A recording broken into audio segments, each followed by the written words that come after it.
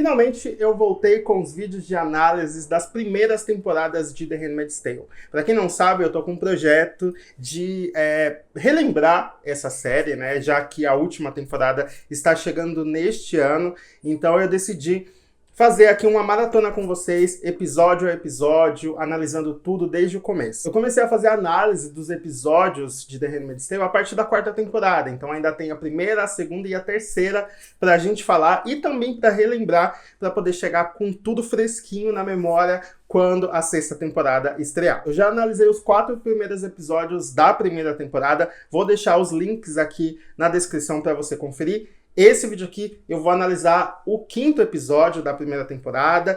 E lembrando, se você não for inscrito, por favor se inscreva. Eu falo muito sobre filme, sobre série e, claro, falo sobre The Handmaid's Tale. Então, se você gosta desse tipo de conteúdo, por favor se inscreva, vai me ajudar bastante. Se puder deixar o like também sempre ajuda o criador de conteúdo. E lembrando que eu pretendo fazer pelo menos 2 vídeos por semana sobre The Handmaid's Tale até a volta da série. É um modo da gente aquecer e ficar todo mundo aí ligado nessa série que está retornando. Bom, o 5º episódio da primeira temporada se chama Fiel. Esse nome é bem interessante porque fala exatamente sobre fidelidade e sobre fidelidade mesmo entre marido, mulher, entre, enfim, 2 pessoas que estão se relacionando. E é um episódio que mostra algo sobre a June, sobre como ela é um ser humano comum, um ser humano como qualquer outro que pode errar, né? A gente sempre coloca a June como nesse lugar de heroína, mas ela também tem os seus defeitos, ela também erra, e é muito interessante a série mostrar isso. O episódio foi dirigido pelo Mike Barker, que dirigiu o episódio anterior também, o 4º,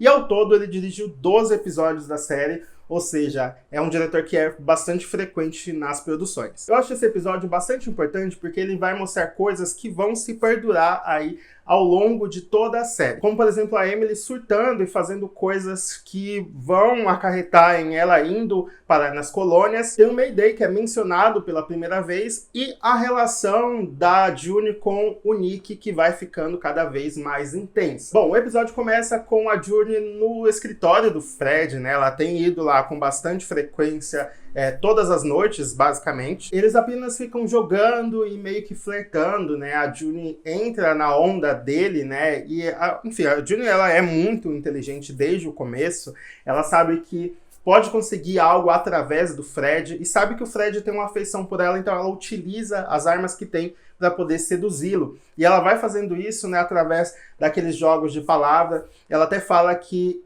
ele gosta quando deixa ela ganhar, né? E aí ela meio que tem um certo poder ali em cima dele. Nesse momento, o Fred dá de presente para ela uma revista do tempo antigo, né? Uma revista de quando não era Gilead. Lembrando que as mulheres não podem ler em Gilead, principalmente as aias, e ela até teria várias punições caso fosse descoberta lendo, mas dentro do escritório de Fred, ela pode fazer qualquer coisa, né, porque ele é o chefão. E é muito interessante quando a gente vê coisas simples, né, do dia a dia, como por exemplo uma revista dentro de Gilead, ela é muito importante, é muito simbólica. A June fica muito comovida ali ao ver um mundo que já existiu e que não existe mais. E aí que a gente tem flashbacks, né? Essa primeira temporada, ela é recheada de flashbacks, justamente pra gente descobrir um mundo antes, né, desses personagens, como eles eram e tudo mais. E aqui é um dos mais importantes, porque mostra a June e a Moira, né? Elas estão ali conversando sobre estar no Tinder, né? A June tá no Tinder e a Moira tá tentando escolher uma foto decente pra ela colocar no Tinder. E por acaso acabam conversando com o Luke, que tava ali atrás delas, esperando na fila. A Moira pergunta pro Luke o que acha das fotos da June e tal, e são as primeiras interações que eles vão ter, e já dá pra ver ali que eles meio que acende algo, né, quando eles se veem pela primeira vez. E aí, voltando pro presente, a June tá na cozinha, tomando seu café, e aí o Nick entra. E ele não tinha nada pra fazer lá, mas ele quer estar perto da June o tempo todo. E a June sabe disso, ela até tenta também meio que flertar com ele. Como eu falei, são as armas que ela tem, né? Ela pode usar a sua sedução enquanto mulher para poder ganhar algo em cima dos homens. E ela meio que tá fazendo isso com o Nick ao mesmo tempo que ela também se sente atraída fisicamente por ele.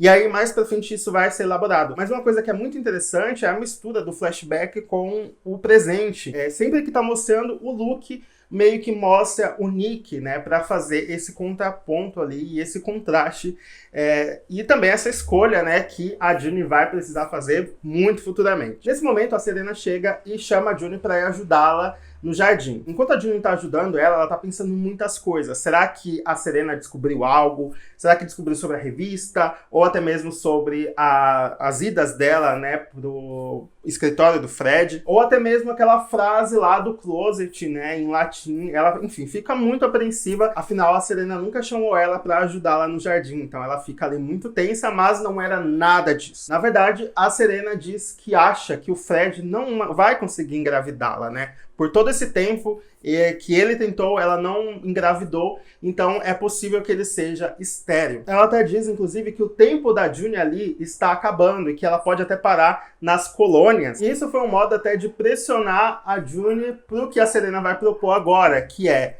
a June se deitar com o Nick. Ela diz que o Nick pode ajudá-las, né? O Nick pode se deitar com a June, engravidá-la e fingir, né, que o filho é do Fred. A June fica em choque, né? Primeiro que não esperava que a Serena fosse falar isso, e segundo que é extremamente proibido. Ela poderia ser morta por isso, mas acaba aceitando por livre e espontânea pressão. Depois disso, a June vai até o mercado, lembrando que ela tá com uma parceira chamada Off Glen, que foi anteriormente a Emily. Essa parceira, ela é meio duvidosa, assim, a June não pode confiar nela. E quando as duas chegam lá, a June descobre que a Emily voltou, né? E a Emily tá lá no mercado, então ela dá um jeitinho ali de ficar do lado da Emily. Só que a Emily, ela tá muito estranha, ela tá muito nervosa, ela não quer se meter.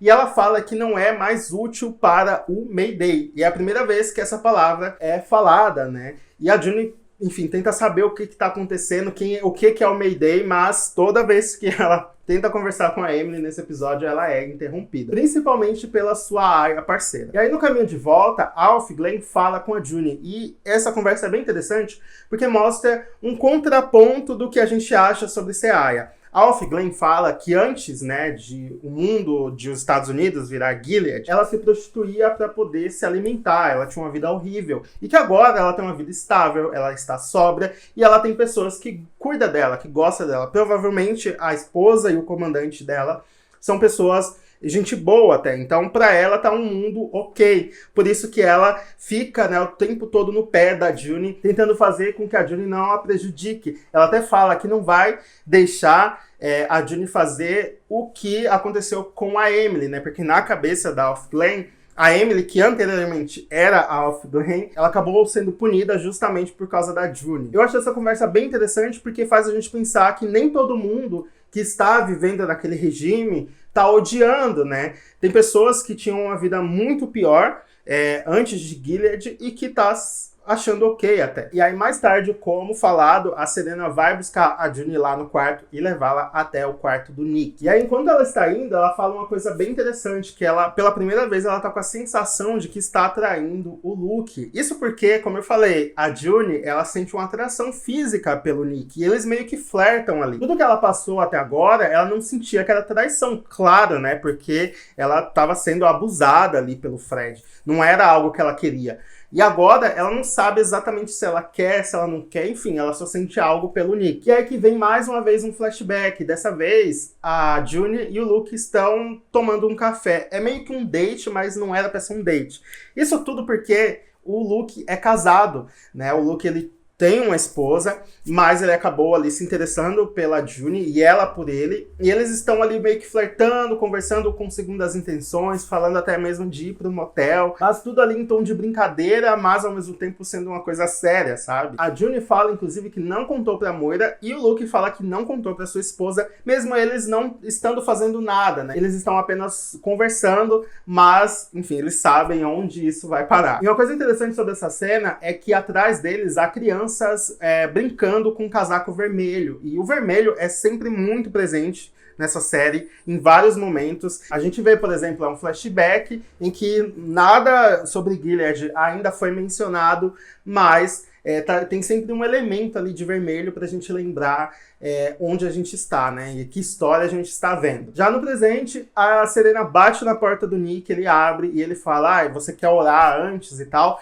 E aí a Serena fala que eles não têm tempo pra orar, tem que ser algo ali muito rápido e sem cerimônia alguma, né? Mas meio que a cerimônia ainda persiste, porque enquanto a Juni se deita na cama e o Nick vai ali, né, por cima dela, a Serena permanece no quarto para monitorar, né, para observar. É um momento mega desconfortável, porque basicamente os três não querem estar ali, né, principalmente a Juni, que, né, está sendo abusada novamente.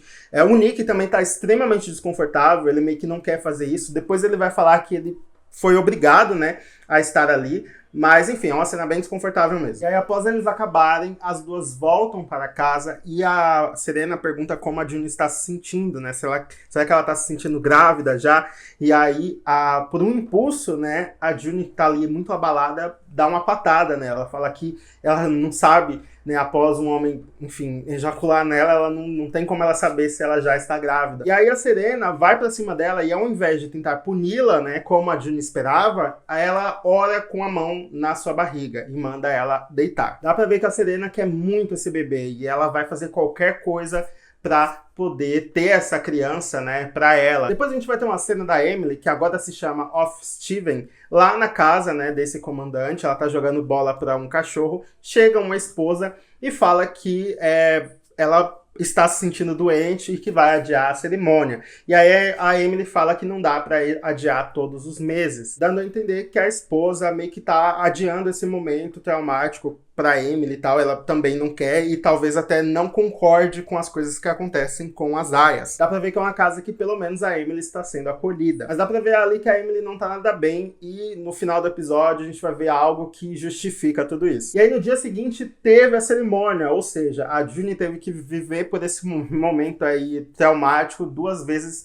consecutivas, né? 2 noites consecutivas. Nessa hora da cerimônia, o Fred, inclusive, começa a acariciá-la, a pegar na sua coxa, até para ter um incentivo para ele, só que a Juni repreende, né? Ela tem muito medo da Serena notar que eles dois têm uma certa intimidade. E aí depois disso ela vai até o escritório dele muito brava para poder falar para ele não fazer mais isso. Ele pede desculpa e depois eles entram numa conversa ali de que a mulher só serve para procriar. E ela fala que existem coisas maiores do que isso, como por exemplo o amor. O Fred retruca dizendo que o amor não existe e aí a Juni fala, né, não existe para você, mas para mim existe. Nesse momento a Juni percebe que passou um pouquinho do ponto, né, que abusou demais, dando também essa meio que patada nele. Ele se levanta e vai falar para ela que essa coisa de amor acaba meio que atrapalhando e pode ser punitivo, e dá o exemplo da Emily, que a Juni não sabia até então. Ele revela que a Emily, por causa do amor, acabou fazendo uma coisa muito ruim para Gilead, e eles meio que tiveram que cortar o mal pela raiz, dando a entender que, enfim, mutilaram ela. A Juni fica aterrorizada e quando ela vai saindo do escritório, ele fala que só está tentando criar um mundo melhor. E aí ela pergunta, melhor pra quem? E aí ele responde, o melhor não quer dizer o melhor pra todo mundo. E esse diálogo dos dois é muito interessante. Em seguida, a Juni vai até a cozinha e ela tá muito enojada ali de tudo e ela vomita. E aí chega o Nick, né, pra eles terem mais um diálogo. A Juni pergunta se o Nick é um olho e ele fica falando ali, não, vai dormir, tentando desconversar, até que ela pergunta, mais uma vez, de uma forma incisiva, e ele confirma que sim, ele é um olho. Inclusive, ele manda ela dormir, senão vai denunciá-la. Claro que ele não faria isso, mas a Juni descobre finalmente, né, que ele é uma pessoa mais poderosa do que ela imaginava. Em breve eu vou fazer um vídeo aqui só falando sobre os olhos, o que eles fazem, como eles são e tudo mais. Mas basicamente são pessoas que estão ali para espiarem as casas e ficar de olho nos comandantes. Então temos mais um flashback, como eu falei, sempre as cenas da Juni com o Luke vão ser ligadas da Juni com o Nick. No flashback eles finalmente chegam ao motel e eles fazem, né, o que precisavam fazer e após acabarem a Juni fala que o Luke precisa largar a esposa dele. E ele só concorda, fala que sim, porque ele já está apaixonado pela Juni e, enfim, vai, né, seguir com essa relação. Ou seja, a relação da Juni com o Luke começou, né, através de um adultério. E isso vai ser predominante para escolher a June como uma aia quando o Gilead, né, foi estabelecido. No presente, a June e as outras aias estão colhendo flores e a Emily está lá. A June chega para conversar com a Emily mais uma vez e a Emily fala mais uma vez que não vai conseguir ajudar o Mayday, mas que a June pode conseguir. Só que mais uma vez a June é interrompida de falar com a Emily. E aí nesse momento a Emily surta. Ela vê um carro chegando, acaba entrando nesse carro, que é um carro meio que até blindado ali, e começa a dar voltas no local, acaba atropelando e matando um guardião da fé, e tudo isso é um momento ali que para Emily é um momento até de alívio, né? As outras aias ficam sorrindo, inclusive a June, né? Mesmo sabendo que isso vai acarretar, talvez até na morte dela. Então os guardiões conseguem finalmente conter a Emily, tirá-la de lá, né? E depois a gente vai descobrir que ela foi parar nas colônias por causa disso. Mas enfim, foi um momento ali de surto da Emily, que ela precisava fazer isso, afinal, ela sofreu muito. E aí quando a June chega na casa dos Waterford, a Serena a chama e pergunta, né, sobre o que aconteceu no centro, ela já estava sabendo. Dá pra ver que a Serena, ela tá muito apreensiva ali, com o que as aias podem fazer. É o momento também que a June olha para uma tesoura atrás da Serena. Ela já tinha falado sobre isso também no começo do episódio, quando elas estavam mexendo ali no jardim, que é, enfim, um momento ali de surto que você pode acabar com tudo, né? Você pode pegar uma arma, uma faca, uma tesoura e ir pra cima, né, das pessoas que tanto a machucam. Que é algo exatamente que a Emily fez e que pode, né, acabar incentivando as outras aias. E esse é o medo da Serena. Mas ao invés disso, a June volta pro seu quarto e quando chega a noite, ela se levanta e vai até o quarto do Nick. Chegando lá, ela bate na porta, ele abre e os dois acabam se beijando. Eles acabam ficando ali e a Nicole nasce disso. Ou seja, a Nicole não nasce fruto de um estupro, né, da noite anterior, e sim dessa relação consensual dos dois, né? Eu acho que isso foi muito importante para a história, afinal, a Nicole, né, é uma personagem que vai ter muita presença futuramente aí no spin-off da série. E até mesmo ela enquanto bebê, né, a June tendo todo esse amor e tal, fica muito difícil pra June e pra gente entender que tudo isso nasceu de um estupro, né? E, enfim, sabendo, né, que ela foi fruto de um amor, de algo enfim, natural entre duas pessoas, deixa mais leve, né, essa história. Enfim, esse foi o vídeo de análise do 5º episódio, aconteceu muita coisa, eu quero saber de vocês, o que vocês acharam sobre tudo isso, se vocês gostam e se vocês lembravam desse episódio, por favor, vamos conversar aqui embaixo. Eu pretendo fazer os vídeos de análise toda quarta-feira, embora esse vídeo aqui talvez saia na terça, mas na quarta também vai ter um outro vídeo sobre The Handmaid's Tale. Então toda quarta-feira vou trazer a análise aqui dos episódios, das primeiras temporadas. Ativa o sininho para você não perder nada. Se inscreva se não for inscrito, deixa o like, como eu falei, que me ajuda muito. Até a próxima. Tchau!